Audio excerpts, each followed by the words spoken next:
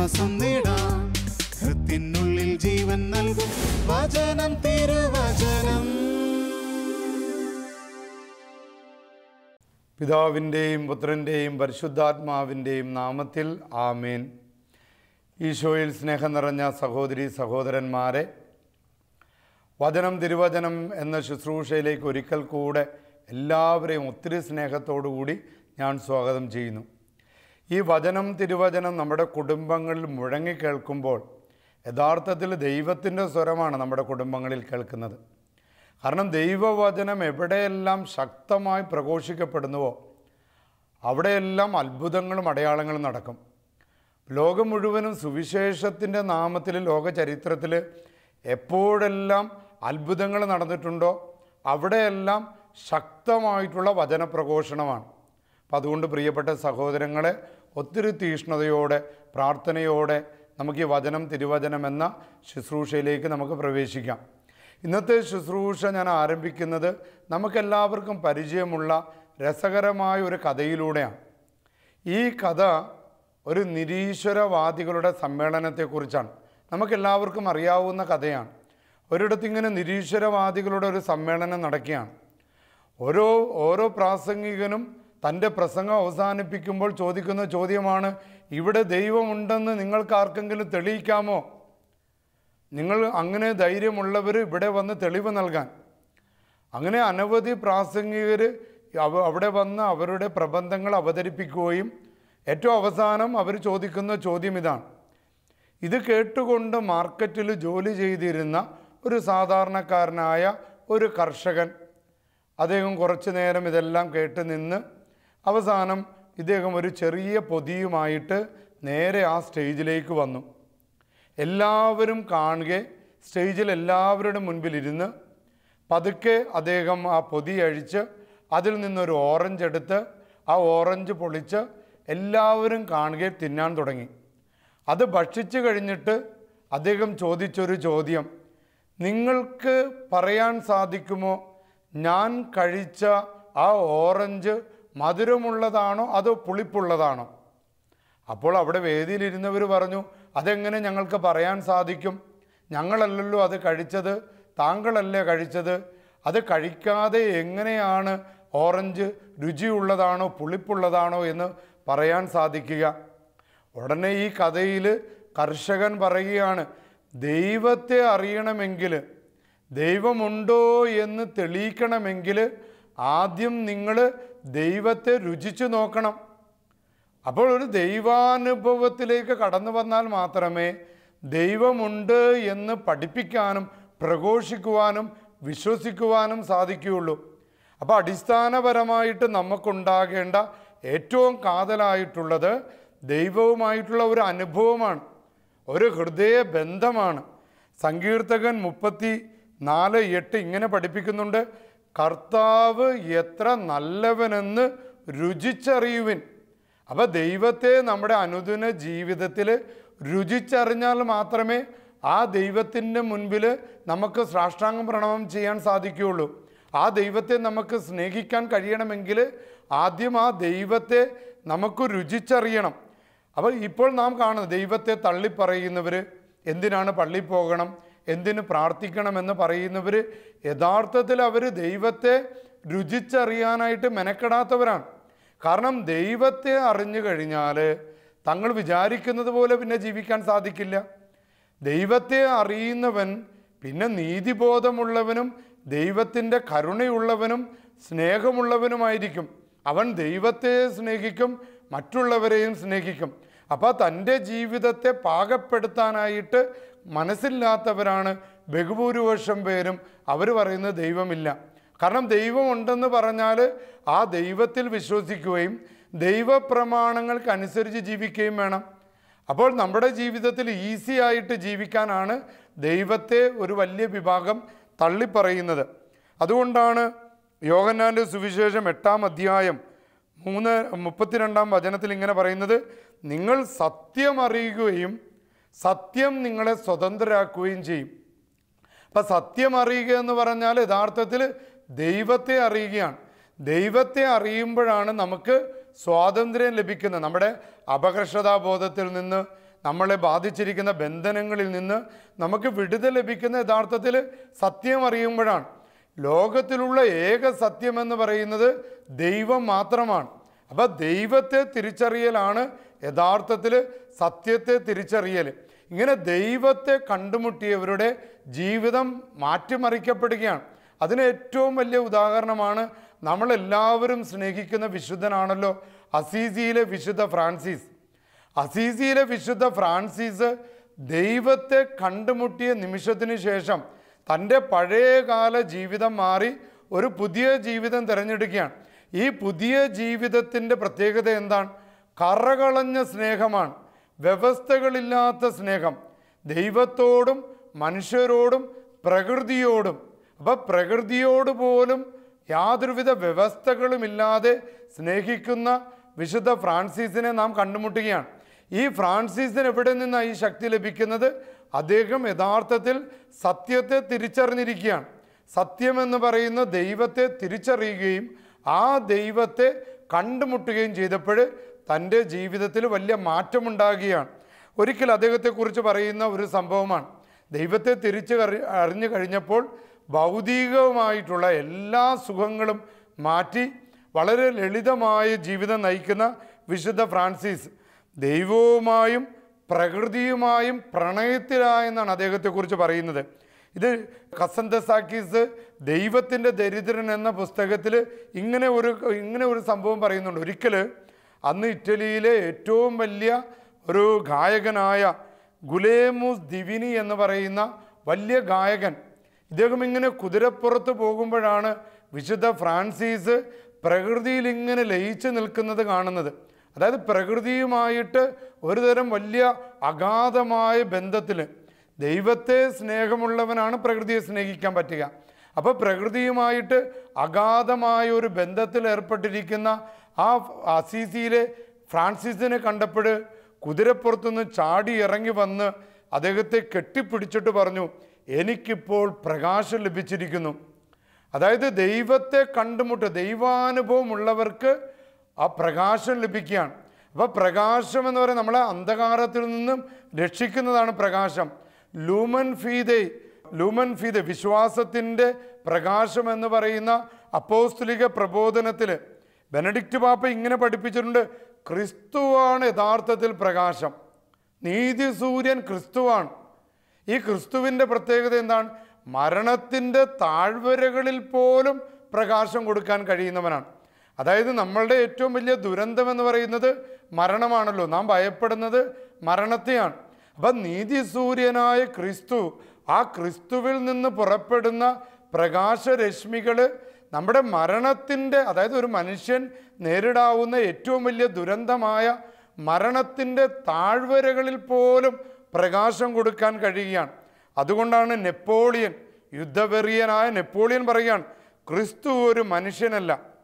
അലക്സാണ്ടറും കൈസറും ചാർലിയും വലിയ സാമ്രാജ്യങ്ങൾ പടുത്തുയർത്തി, അവയെല്ലാം തകർന്നുപോയി. ഞാനും പടുത്തുയർത്തി, അവയും തകർന്നുകൊണ്ടിരിക്കുന്നു.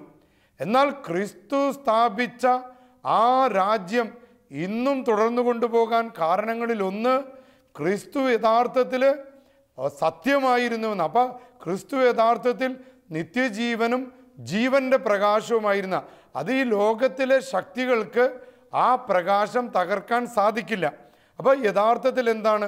ആ ദൈവത്തെ നാം രുചിച്ചറിയണം, ആ ദൈവത്തിൻ്റെ ശക്തിയെ നാം അനുഭവിക്കണം. അല്ല എങ്കിൽ യഥാർത്ഥത്തിൽ ഒരു നല്ല വിശ്വാസത്തിലേക്ക് കടന്നു വരുവാനായിട്ട് നമുക്ക് സാധിക്കില്ല. ഇസ്രായേൽ ജനം എങ്ങനെയാണ് വിശ്വാസത്തിലേക്ക് കടന്നു വന്നത്? പുറപ്പാടിൻ്റെ പുസ്തകം 34 അധ്യായം 10 വാക്യം, അവിടുന്ന് അരുളി ചെയ്തു, ഇതാ ഞാനൊരു ഉടമ്പടി ചെയ്യുന്നു, ലോകത്തിൽ ഒരിടത്തും ഒരു ജനതയുടെ ഇടയിലും നടന്നിട്ടില്ലാത്ത തരം അത്ഭുതങ്ങൾ നിന്റെ ജനത്തിൻ്റെ മുൻപിൽ ഞാൻ പ്രവർത്തിക്കും. നിന്റെ ചുറ്റുമുള്ള ജനങ്ങൾ കർത്താവിൻ്റെ പ്രവൃത്തി കാണും.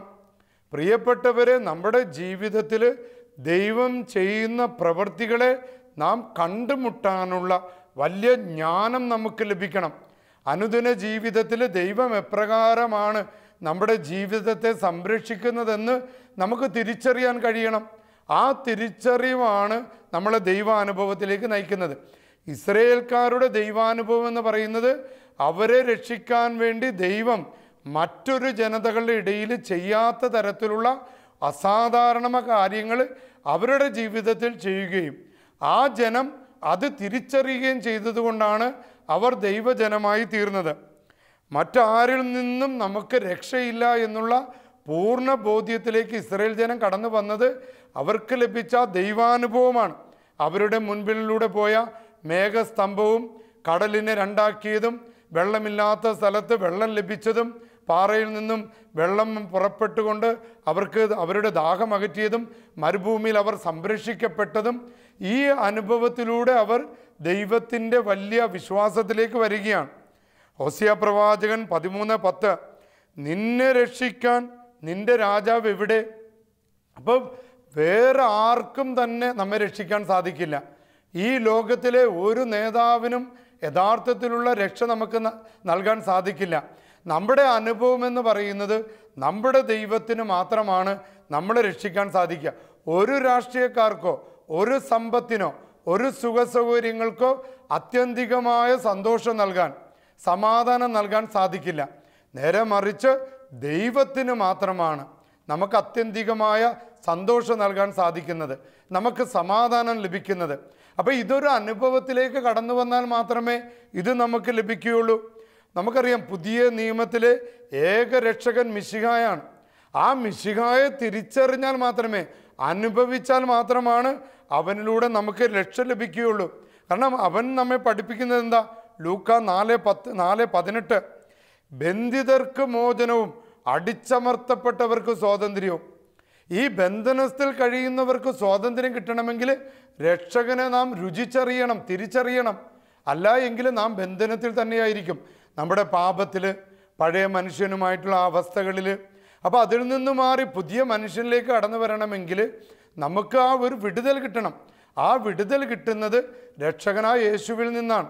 ആ രക്ഷകനെ തിരിച്ചറിഞ്ഞില്ല എങ്കിൽ ഈ വിടുതലിൻ്റെ വചനം നമ്മുടെ ജീവിതത്തിൽ സാക്ഷാത്കരിക്കപ്പെടുകയില്ല. മർക്കോസ് 16:18 മാരകമായി എന്തു കുടിച്ചാലും അതവരെ ഉപദ്രവിക്കില്ല. ഇത് നമ്മുടെ ഒരു അനുഭവമാണ്. ഇത് നമ്മളെ വലിയ ഭയത്തിൽ നിന്ന് രക്ഷിക്കുന്നതാണ്. കാരണം രക്ഷകനായ ദൈവം എൻ്റെ കൂടെ ഉണ്ടെന്നുള്ള വലിയ ഒരു അനുഭവം, വലിയ ഒരു വിശ്വാസം, ഇത് നമ്മളെ പഠിപ്പിക്കുന്നത് മാരകമായ എന്ത് നമ്മുടെ ജീവിതത്തിൽ സംഭവിച്ചാലും ഒരനർത്ഥവും ഒരസ്വസ്ഥതയും ഒരു ബന്ധനവും നമ്മുടെ ജീവിതത്തിൽ വരികയില്ല. ഹെബ്രായർ 2:15 മരണത്തിനുമേൽ അധികാരമുള്ള പിശാചിനെ തൻ്റെ മരണത്താൽ അവൻ നശിപ്പിച്ചിരിക്കുക. കർത്താവായ യേശു ക്രിസ്തു ഇപ്പോൾ മരണം കൊണ്ടുവരുന്നത് പിശാചാണ്. ഈ മരണം കൊണ്ടുവരുന്ന പിശാചിൻ്റെ മേൽ പോലും കർത്താവായ യേശുവിൻ്റെ രക്ഷ വിജയം നേടിയിരിക്കുക. ഇത് അനുഭവിച്ചറിയാനുള്ള വലിയ വിളിയാണ് ഓരോ ക്രിസ്ത്യാനിക്ക് ലഭിച്ചിരിക്കുന്നത്. കൊളോസ്യക്കാർക്ക് എഴുതിയ ലേഖനം 1:13 അന്ധകാരത്തിൻ്റെ ആധിപത്യത്തിൽ നിന്ന് അവിടുന്ന് നമ്മെ മോചിച്ചിരിക്കുന്നു. കർത്താവായ യേശുവിൻ്റെ ഈ മോചനം, ഈ വിമോചനം നാം അറിയണമെങ്കിൽ അത് അനുഭവിച്ചറിയണം. പലപ്പോഴും നാം വല്ലാത്ത ബന്ധനാവസ്ഥയിൽ കഴിയുന്നവരാണ്. പലപ്പോഴും ഞാൻ എന്ത് ചെയ്യണം എൻ്റെ പാപത്തിൽ നിന്ന് രക്ഷപ്പെടാൻ, എൻ്റെ രോഗത്തിൽ നിന്ന് രക്ഷപ്പെടാൻ, സാമ്പത്തിക തകർച്ചകളിൽ നിന്ന് രക്ഷപ്പെടാൻ, കലഹത്തിൻ്റെ ദുരാത്മാക്കളിൽ നിന്ന് രക്ഷപ്പെടാൻ നാം എന്ത് ചെയ്യണമെന്നറിയാതെ എത്രയോ മന്ത്രവാദികളെടുത്ത്, എത്രയോ കൂടോത്രങ്ങളെടുത്ത്, ആഭിചാരത്തിൻ്റെ അടുത്താണ് തകർച്ചകൾ. കുടുംബത്തിന് ഉയർച്ചയില്ല, എപ്പോഴും തകർച്ച. വചനം പറയുന്നത് കർത്താവായ യേശു ക്രിസ്തു അന്ധകാരത്തിൻ്റെ ആധിപത്യത്തിൽ നിന്നും ലോകത്തെ, നമ്മുടെ കുടുംബത്തെ രക്ഷിച്ചിരിക്കുന്നു. ഈ ഒരു അനുഭവത്തിലേക്ക് നമുക്ക് കടന്നു വരാനായിട്ട് സാധിക്കണം. അതുകൊണ്ടാണ് നസ്രയനായ യേശു ക്രിസ്തുവിനെ ചൂണ്ടിക്കാണിച്ചുകൊണ്ട് സ്നാപയോഹന്നാൻ്റെ പിതാവായ സക്കറിയ പരിശുദ്ധാത്മാവിനാൽ പൂരിതനായിക്കൊണ്ട് ക്രിസ്തുവിനെ നമുക്ക് ചൂണ്ടിക്കാണിച്ചു തരികയാണ്. എൻ്റെ ദാസനായ ദാവീദിൻ്റെ ഭവനത്തിൽ നമുക്കായി ശക്തനായ ഒരു രക്ഷകൻ ഉയർത്തെഴുന്നേറ്റിരിക്കുന്നു. അപ്പോൾ കർത്താവിൻ്റെ രക്ഷ അനുഭവിച്ചറിഞ്ഞാൽ മാത്രമേ ഇത് പ്രഘോഷിക്കാൻ സാധിക്കുകയുള്ളൂ. സക്കറിയായിക്ക് പരിശുദ്ധാത്മാവിനാൽ പൂരിതനായി, സക്കറിയ എന്ന് പറയുന്ന സ്നാപയോഹന്നാൻ്റെ പിതാവ് വലിയ തുറവിയുള്ളവനായി, എളിമയുള്ളവനായി, ദൈവസന്നിധിയിൽ കരങ്ങൾ ഉയർത്തിപ്പിടിച്ച് പ്രാർത്ഥിച്ചപ്പോഴാണ് ക്രിസ്തുവിനെ തിരിച്ചറിയാനായിട്ട് സാധിച്ചത്. പ്രിയപ്പെട്ടവരെ, ക്രിസ്തുവുമായിട്ടുള്ള അനുഭവമാണ് അവൻ ലോകരക്ഷകനാണെന്നുള്ള തിരിച്ചറിവ് നമുക്ക് ലഭിക്കുന്നത്. വൃദ്ധനായ സക്രിയ ഇപ്രകാരം വിളിച്ചു പറഞ്ഞില്ലേ, ഇതാ നമുക്കായി ഒരു രക്ഷകൻ ഉയർത്തപ്പെട്ടിരിക്കുന്നു. പ്രിയപ്പെട്ടവരെ, ആ രക്ഷ നമുക്ക് അനുഭവവേദ്യമായോ, നമ്മുടെ കുടുംബത്തിന് ആ അനുഭവവേദ്യമായോ എന്ന് വിചിന്തനം ചെയ്യേണ്ട ഒരു സമയമായിരിക്കുകയാണ്. ലോകത്തിൻ്റെ ശുശ്രൂഷ മേഖലകളും വിവരിക്കുന്നത് കർത്താവായ ഈശോയിൽ അഭയം തേടുവാനാണ്. അതായത് ഈ കർത്താവായ യേശു ക്രിസ്തുവിൻ്റെ രക്ഷ നമുക്ക് അനുഭവവേദ്യമാകുമ്പോൾ മാത്രമാണ് സകലവിധ ശത്രുക്കളിൽ നിന്ന് പോലും നമുക്ക് രക്ഷ കിട്ടുന്നത്. വചനം പറയുകയാണ്, ലൂക്ക 1:71, ശത്രുക്കളിൽ നിന്നും നമ്മെ വെറുക്കുന്നവരുടെ കയ്യിൽ നിന്നും ഈശോ നമ്മെ രക്ഷിക്കുന്നു. പലപ്പോഴും ശത്രുക്കൾ മൂലം തകരുന്ന എത്രയോ കുടുംബങ്ങളുണ്ട്. എന്തു ചെയ്യണമെന്നറിയാതെ കൊട്ടേഷൻ ടീമുകൾ പെരുകുന്നു. എപ്പോൾ വേണമെങ്കിലും ആക്രമിക്കപ്പെടാവുന്ന ഒരു കാലഘട്ടമാണ്. ഇവിടെ ക്രിസ്തു നമ്മെ രക്ഷിക്കുന്നു എന്നുള്ള വചനത്തിൽ അഭയം തേടുക. ശത്രുക്കളിൽ നിന്നും നമ്മെ വെറുക്കുന്നവരുടെ കയ്യിൽ നിന്നും ക്രിസ്തു നമ്മെ രക്ഷിക്കുന്നു. ലൂക്ക 1:75 ഇപ്രകാരം പഠിപ്പിക്കുന്നുണ്ട്, പരിശുദ്ധിയിലും നീതിയിലും എപ്പോഴും അവിടുത്തെ മുമ്പിൽ ശുശ്രൂഷ ചെയ്യാൻ വേണ്ട അനുഗ്രഹം നമുക്ക് ലഭിക്കാനായിട്ട്. ആ വചനം പറയുകയാണ്, നമുക്ക് വിശുദ്ധിയിൽ ജീവിച്ചുകൊണ്ട് സഭയ്ക്കും ലോകത്തിനും രാജ്യത്തിനും ശുശ്രൂഷ ചെയ്യുവാൻ, സ്നേഹിക്കുവാൻ, ദൈവസ്നേഹവും പരസ്നേഹവും നമ്മുടെ ജീവിതത്തിൽ പ്രായോഗികമാക്കാൻ വലിയൊരു ദൈവാനുഭവം നമുക്കുണ്ടാകണം. ദൈവത്തെ രുചിച്ചറിഞ്ഞാൽ മാത്രമാണ് ഈ രക്ഷ നമുക്ക് അനുഭവവേദ്യമാകുകയുള്ളൂ. എൻ്റെ ഇടവകയിൽ ഒരു സഹോദരനുണ്ട്. അദ്ദേഹത്തിൻ്റെ പേര് ഐസക് എന്നാണ്. കഴിഞ്ഞ ആഴ്ചയിലാണ് അച്ഛൻ അദ്ദേഹത്തെ കാണാനായിട്ട് പോയത്. അദ്ദേഹം ഒരു കിടപ്പ് രോഗിയാണ്. 12 വർഷമായിട്ട് തളർന്നു കിടക്കുകയാണ്. മലമൂത്ര വിസർജനം ചെയ്യാൻ പോലും പറ്റുന്നില്ല. അത്രമാത്രം ദുരന്തമാണ്. പക്ഷെ വളരെ സന്തോഷിച്ച് നിൽക്കുന്ന ഒരാളെ ഞാൻ കണ്ടത്. നടുവ് മുഴുവൻ ജോലി ചെയ്തുകൊണ്ടിരുന്ന സമയത്ത് കെട്ടിടത്തിൻ്റെ മുകളിൽ നിന്ന് വീണതാണ്. ഇദ്ദേഹം ക്രിസ്തുവിനെ രക്ഷകനായി സ്വീകരിച്ചിരിക്കുകയാണ്. ഇദ്ദേഹം എന്നോട് പറയുക, കർത്താവിന് വേണ്ടി സാക്ഷ്യം വഹിക്കുവാൻ ഏത് പീഡകളുണ്ടെങ്കിലും സാക്ഷ്യം വഹിക്കാൻ ഞാൻ തയ്യാറാണ്. ആകെ പട്ടിണിയും ദാരിദ്ര്യവും ഒക്കെയാണ്. എന്നിട്ടും അദ്ദേഹം പറയുകയാണ്, അച്ഛാ, എനിക്കറിയാമായിരുന്നു ഞാനിങ്ങനെ തളർന്നു കിടന്നാൽ എൻ്റെ തളർച്ചയിലൂടെ, എൻ്റെ വേദനയിലൂടെ അനേകം പേർക്ക് കർത്താവായ ഈശോ വിടുതൽ കൊടുക്കും. ശരീരം അങ്ങോട്ടും ഇങ്ങോട്ടും അനക്കാൻ പോലും സാധിക്കാതെ കർത്താവിനെ രക്ഷകനായി അനുഭവിച്ചറിഞ്ഞ ആ സഹോദരൻ അച്ഛൻ്റെ മുൻപിൽ പറഞ്ഞ സാക്ഷ്യമാണ്, ഞാൻ മാമോദീസ സ്വീകരിച്ചപ്പോൾ രക്ഷകനെ സ്വീകരിച്ചു, രക്ഷകനോടൊപ്പം സഹനവും ഞാൻ സ്വീകരിച്ചു. ഇന്ന് ഞാൻ ഈ കട്ടിലിൽ കിടന്നുകൊണ്ട് ലോകരക്ഷകനായ യേശുവിൻ്റെ നാമത്തിൽ ലോകത്തെ ബാധിച്ചിരിക്കുന്ന സകലവിധ തിന്മകളും വിട്ടുപോകാൻ വേണ്ടി ഞാൻ പ്രാർത്ഥിക്കുകയാണ് അച്ഛ. പ്രിയപ്പെട്ടവരെ, ഈ ഒരു അനുഭവത്തിലേക്ക് നാം കടന്നു വരണം. ഈ ഒരു അനുഭവം ഇല്ലാത്തവർക്ക് വിശ്വാസത്തോടെ തീഷ്ണതയോടെ പ്രാർത്ഥിക്കാൻ സാധിക്കില്ല. ഈ ഒരു അനുഭവമില്ലാത്തവരാണ് സഭയെ വിമർശിക്കുന്നവർ, പരിശുദ്ധ കുർബാനയെ വിമർശിക്കുന്നവർ, പൗരോഹിത്യത്തെ വിമർശിക്കുന്നവർ. ക്രിസ്തുവിനെ കണ്ടുമുട്ടാൻ അവരാണ് ഏറ്റവും കൂടുതൽ വിമർശകരായി സഭയെ തകർക്കാൻ നോക്കുന്നത്, പൗരോഹിത്യത്തെ തകർക്കാൻ നോക്കുന്നത്. അപ്പോൾ അതുകൊണ്ട് പ്രിയപ്പെട്ടവരെ, ഇന്നത്തെ വചനം, തിരുവചനം എന്ന ശുശ്രൂഷയിലൂടെ ദൈവം നമ്മളെ ശക്തിപ്പെടുത്തും. നമ്മളോട് പറയുന്നത്, ദൈവത്തെ അനുഭവിച്ചറിയാൻ നമ്മുടെ ഹൃദയങ്ങൾ തുറക്കാൻ, നമ്മുടെ മനസ്സ് തുറക്കാൻ, നമ്മുടെ കുടുംബങ്ങളിൽ ദൈവവചനത്തോടുള്ള നിരന്തരമായ സ്നേഹം, ദൈവവചനത്തിലൂടെ കർത്താവിനെ കണ്ടുമുട്ടുവിൻ, പരിശുദ്ധ കുർബാനയിലൂടെ കർത്താവിനെ കണ്ടുമുട്ടുവിൻ, കുംഭസാരത്തിലൂടെ കർത്താവിനെ കണ്ടുമുട്ടുവിൻ. അങ്ങനെ കർത്താവിനെ കണ്ടുമുട്ടിയാൽ മാത്രമേ നമുക്ക് യഥാർത്ഥത്തിലൊരു നല്ല ക്രിസ്ത്യാനിയായി ജീവിക്കാനും നമ്മുടെ കുഞ്ഞുങ്ങൾക്ക് സാക്ഷ്യം നൽകാനും സാധിക്കുകയുള്ളൂ. പാപമോചനം വഴിയുള്ള രക്ഷ ക്രിസ്തുവാണ് നൽകുന്നത്. ലൂക്ക 1:77, യേശുവിലൂടെ രക്ഷ ലഭിക്കുമ്പോൾ നമ്മുടെ പാപങ്ങളിൽ നിന്ന് വരെ മോചനം ലഭിക്കും. അപ്പോൾ ഈ ഒരു അനുഭവം ഇല്ലാത്തവൻ എപ്പോഴും പാപത്തിൽ ജീവിക്കും. ക്രിസ്തു എനിക്ക് രക്ഷ നൽകും എന്നുള്ള ചിന്തയുള്ളവൻ അവൻ കുമ്പസാരിക്കും. കാരണം കർത്താവായ ഈശോ തൻ്റെ ശിഷ്യന്മാർക്ക് ലോകത്തിലുള്ള പാപത്തെ ബന്ധിക്കാനും വിടുതൽ കൊടുക്കുവാനുള്ള അധികാരം കൊടുത്തിരിക്കുകയാണ്. ഈ അധികാരം കത്തോലിക്ക സഭയ്ക്ക് നൽകപ്പെട്ടിരിക്കുകയാണ്. അപ്പോൾ കത്തോലിക്ക സഭ തൻ്റെ പുരോഹിതരിലൂടെ കുമ്പസാരം എന്ന കൂദാശയിലൂടെ നമ്മുടെ പാപങ്ങൾ മോചിക്കപ്പെടുകയും നമ്മളെ ദൈവാനുഭവത്തിലേക്ക് കൊണ്ടുവരികയും ചെയ്യും. അപ്പോൾ ദൈവാനുഭവം ഉള്ളവർക്ക് മാത്രമാണ് യഥാർത്ഥത്തിൽ മാനസാന്തരം ഉണ്ടാകുകയും അവർക്ക് പാപത്തിൽ നിന്നുള്ള വിടുതൽ ലഭിക്കുകയും ചെയ്യുന്നത്. അതുപോലെ തന്നെ ഇരുളിനും മരണത്തിൻ്റെ നിഴലിലും ഇരിക്കുന്നവന് പ്രകാശം കൊടുക്കാൻ കഴിയുന്നവനാണ് ക്രിസ്തു. അപ്പോൾ നമുക്ക് ഭയമാണ്, പലർക്കും ഭയമാണ്, അകാരണ ഭയം, മറ്റുള്ളവരെ ഭയം, ഇരുട്ടിനെ ഭയം, ശബ്ദത്തെ ഭയം, ഇടിമിന്നലിനെ ഭയം. ക്രിസ്തുവാനുഭവം ഉണ്ടെങ്കിൽ ക്രിസ്തുവിനെ അനുഭവിക്കുന്നവന് യാതൊരുവിധ ഭയത്തിനും അവൻ്റെ ജീവിതത്തിൽ സ്ഥാനമില്ല, ഭാവിയെക്കുറിച്ച് ഉത്കണ്ഠയ്ക്ക് സ്ഥാനമില്ല. അപ്പോൾ അതുമൂലം വിഷാദ രോഗത്തിന് അടിമപ്പെടാതിരിക്കാം. അപ്പോൾ ആദ്യം നമുക്ക് വേണ്ടത് ക്രിസ്തുവിനെ അനുഭവിച്ചറിയാൻ, ഇതിന് നമ്മുടെ മനസ്സിനെ തുറക്കണം. ക്രിസ്തുവിൻ്റെ അനുഭവത്തിലേക്ക് വരണമെങ്കിൽ ആദ്യം നമ്മൾ എളിമപ്പെടണം. എളിമയുള്ളവർക്കാണ് തുറവി ഉണ്ടാകുന്നത്. തുറവിയുള്ളവർക്ക് പരിശുദ്ധാത്മാവിനെ ലഭിക്കും.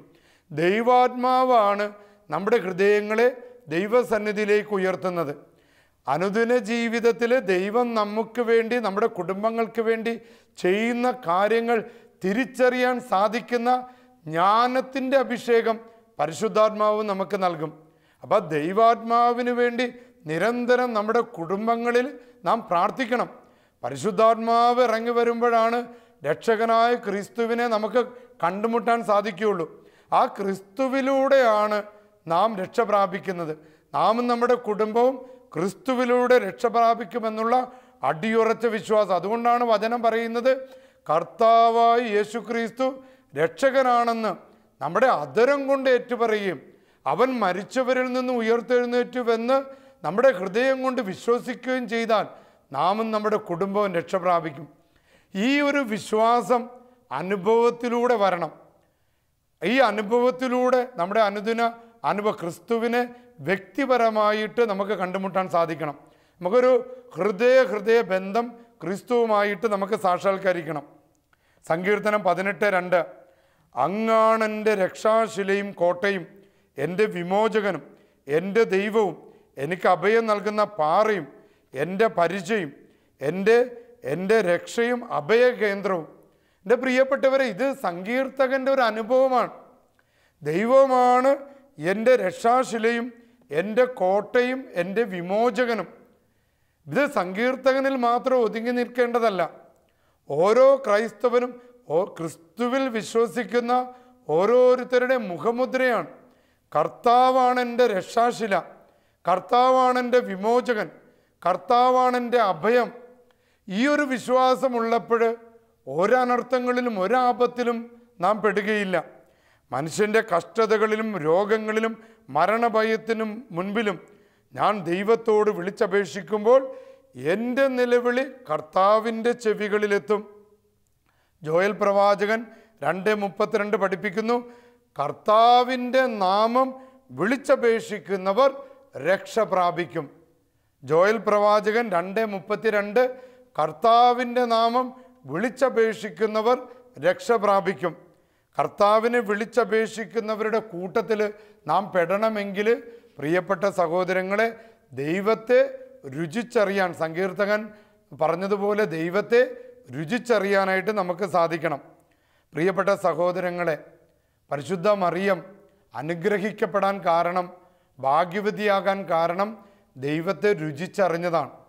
പരിശുദ്ധ മറിയത്തെ പോലെ ദൈവാനുഭവത്തിലേക്ക് നമുക്കും കടന്നു വരാം. ആ ദൈവാനുഭവം നമ്മുടെ കുടുംബങ്ങൾക്ക് രക്ഷ നൽകും.